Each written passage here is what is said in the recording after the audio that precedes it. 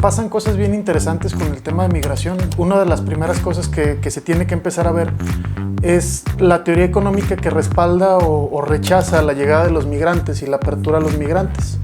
En el artículo mencionamos unas cuestiones que se les llama apriorismos metodológicos. Un apriorismo es cuando ves una cosa o detectas una situación y crees que por lógica funciona de una determinada forma, ¿no? Y tú a priori deduces que así es. Un apriorismo metodológico que va en contra de la migración es el tema de pensar que si más población llega a un lugar, el trabajo se va a perder, va a haber pérdida de trabajo, los salarios van a disminuir por ley de oferta y demanda, ¿no? Cuando llega un grupo migrante muy grande a una ciudad, se tiende a creer que la consecuencia lógica es que el precio de los salarios decaiga, porque más personas estarán haciendo los mismos trabajos y pues la competencia se verá afectada. Es bien interesante cómo esto se ha demostrado que no funciona así.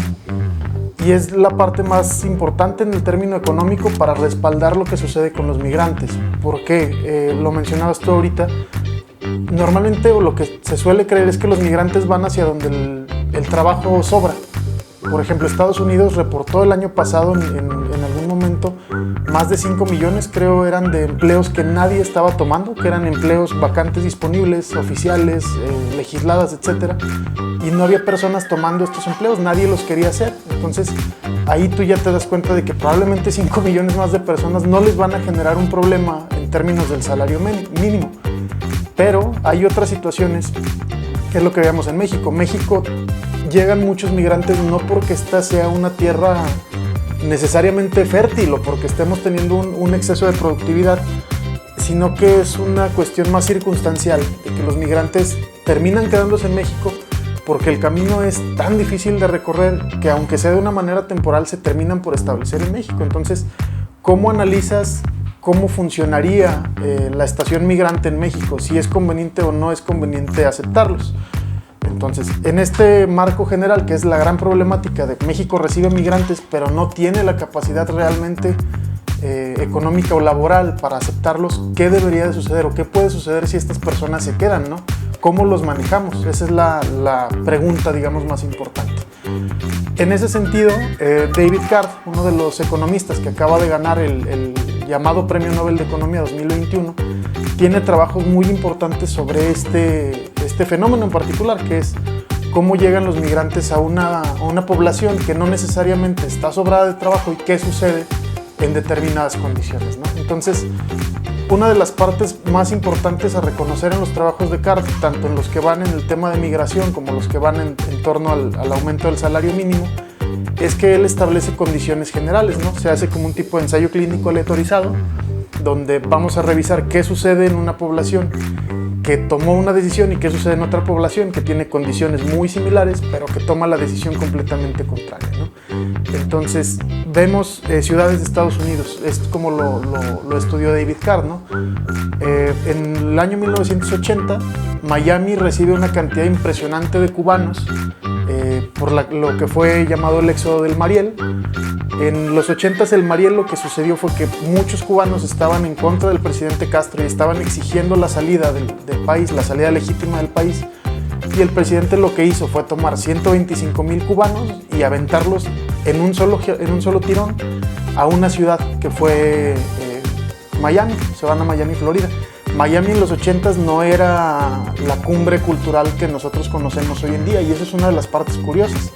Miami se potencia culturalmente y se potencia económicamente mucho a partir de los 80s con la llegada de los Marielitos. ¿Qué fue lo que sucedió? Que el presidente Carter, más por una cuestión política que una cuestión humanitaria, decide aceptar a los Marielitos y decide darles los derechos de trabajar, los derechos de circular, los derechos de ciudadanía, etc. Y ellos empiezan a poder generar, digamos, económicamente. Entonces, curiosamente, hay una condición social que no evita, o que los Marielitos sí sufren y que se sufren en las condiciones de migración actuales, que es el tema de que la sociedad los señala y los apunta como indeseables, como criminales, como, digamos, ciudadanos de una clase inferior. Esto incluso lo vemos en Scarface, como le decía, ¿no? O sea, Scarface, además de ser una película muy divertida, es un ensayo sociológico de cómo la sociedad identificaba a los cubanos en los 80s. O sea, la gente pensaba que venían a liderar el narcotráfico, que venían a asesinar gente, que su única, digamos, su única misión dentro de los Estados Unidos era generar dinero de una forma mala vida.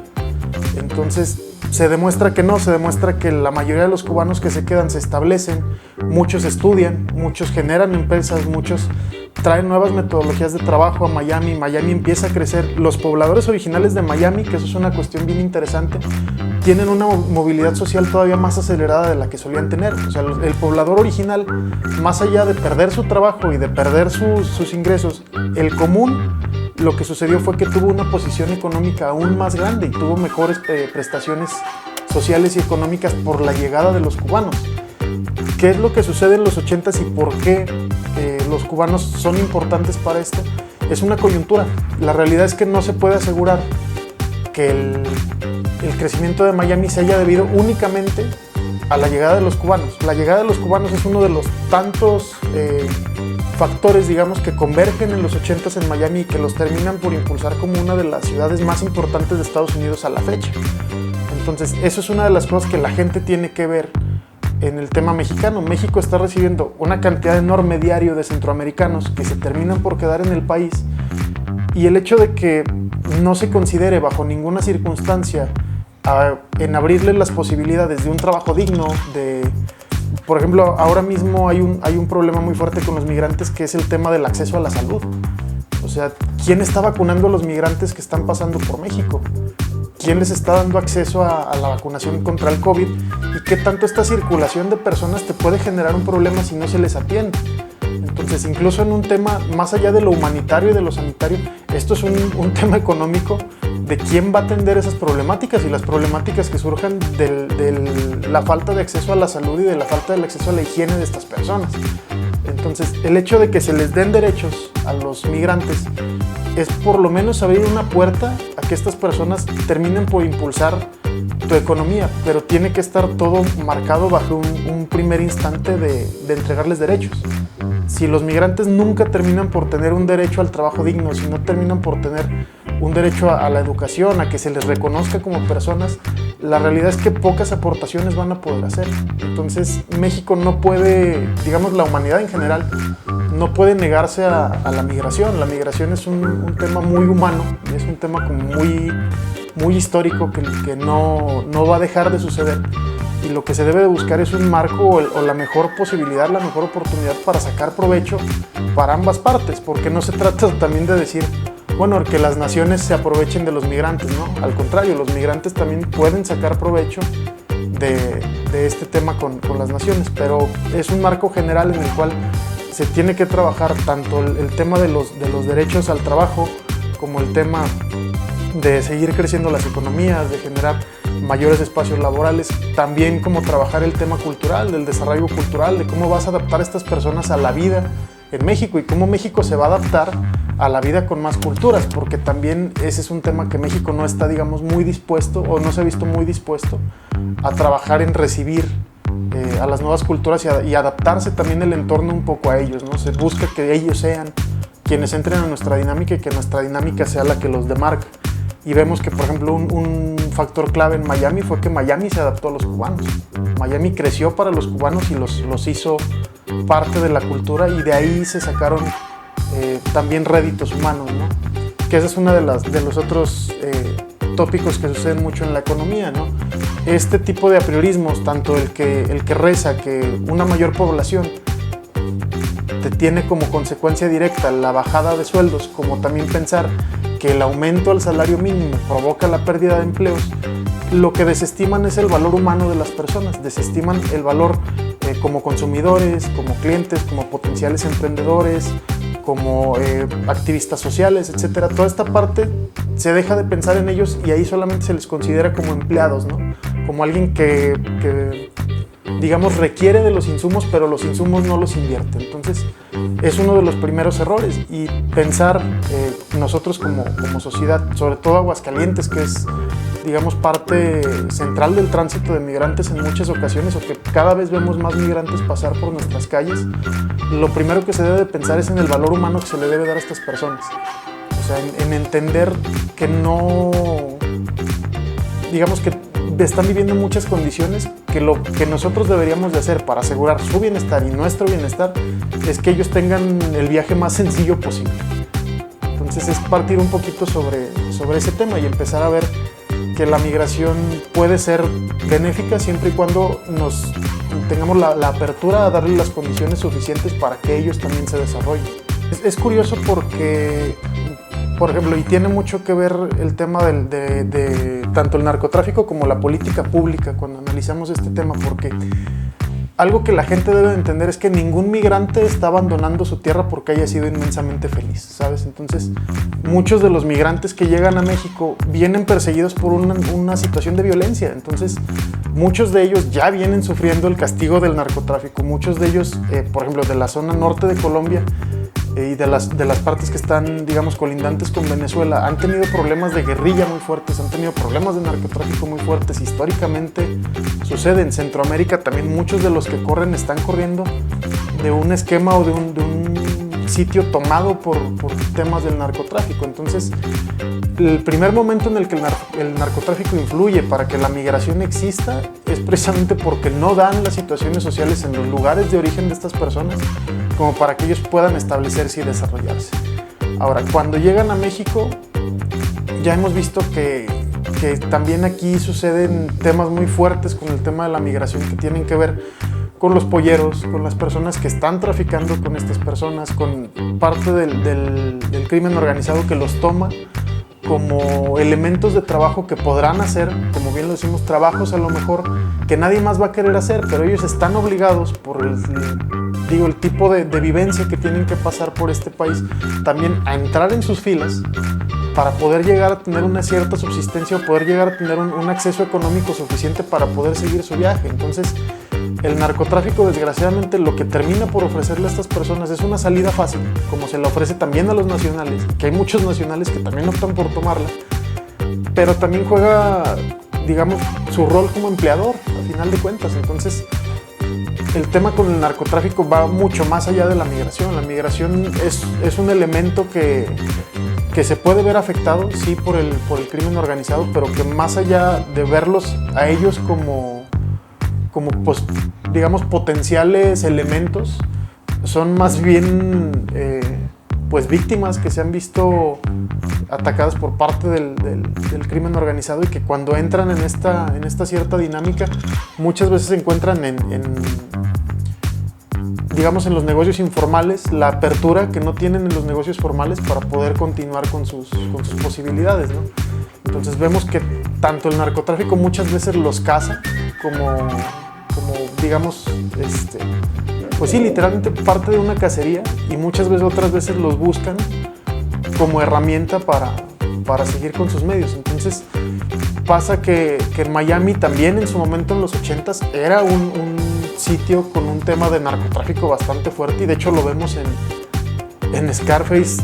Todo el tema del narcotráfico y la cocaína fue muy fuerte en Miami en ese tiempo, pero definitivamente la forma de la política en la cual, no solamente, digamos, a nivel nacional, porque no solo se trata de cómo Estados Unidos encaró su guerra con el narco y cómo México encaró a su guerra con el narco, sino todo el contexto o el concierto internacional que había para legislar quién podía salir, quién no podía salir, cómo fue el flujo de las drogas.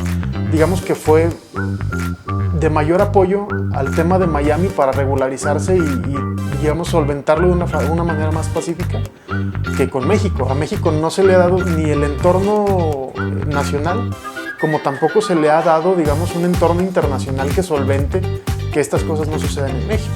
Con Estados Unidos el tema internacional fue muy diferente. Entonces, también hay que contemplar, digamos, esa parte de que no todo depende de aquí y no todo sale de aquí, sino que también hay contexto geopolítico que no ha permitido que en México estas cosas se subsanen lo suficiente como para que no se sigan viendo amenazados temas colaterales como podría ser la migración.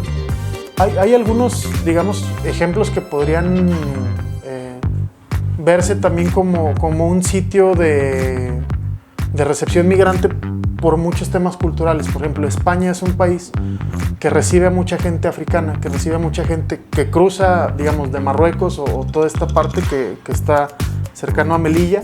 Y también España recibe muchos muchos ciudadanos africanos o muchas personas de África que llegan a adaptarse a la vida en España y que ha sido también, digamos, un tema más cultural, de que tradicionalmente muchos de los africanos encontraron ahí su desarrollo. Francia es otro país que también recibe muy seguido gente de África y que también han encontrado cierto desarrollo. Y es chistoso porque cuando tú analizas en el concierto general qué país que recibe migrantes no le ha ido bien, es muy difícil que encuentres un ejemplo.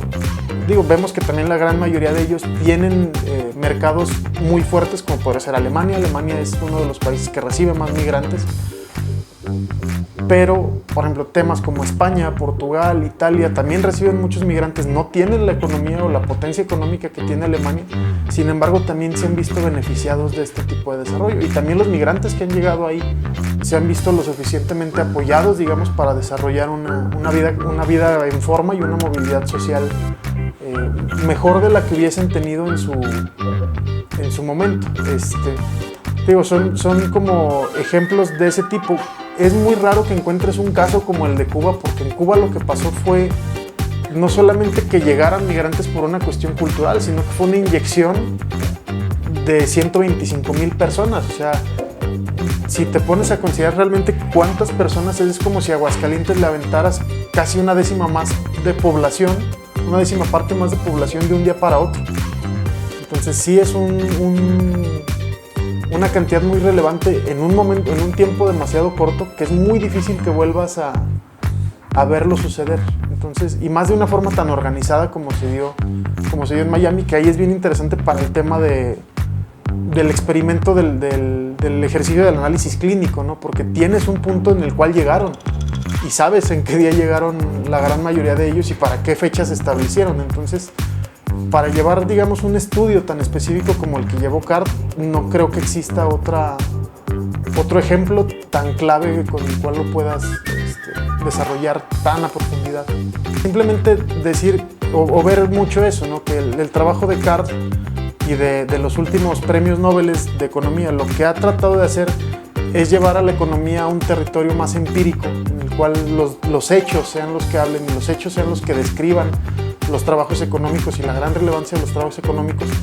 Y esto sirve para empezar a desestimar ciertas lógicas que no nos sirven. O sea, una de ellas es la xenofobia. O sea, hoy por hoy es un hecho que se escuda más la xenofobia por un pensamiento social que por un pensamiento económico. Económicamente se ha desestimado el efecto de la migración. Entonces, ir entendiendo esa parte, ¿no? Que mucho de los pensamientos económicos que hoy en día se han respaldado y que hoy en día deben de ser vistos como los ideales, desestiman tanto tradiciones sociales deleznables como podría ser esta, y también otras muchas situaciones como podría ser el hecho de creer que todos los apoyos sociales van hacia el comunismo, cuando muchos de los apoyos sociales benefician, digamos, la práctica de la competencia empresarial. Entonces, ¿por qué no empezar a voltear a ver más este tipo de experimentos económicos y de prácticas económicas y entender que muchas veces lo que se necesita para que las empresas florezcan es una sociedad en bienestar? Entonces, empezar a creer más que una sociedad en bienestar no va en contra de una competencia económica. Al revés, la competencia económica se ve beneficiada de que la mayoría de los pobladores estén en un buen momento en sus vidas.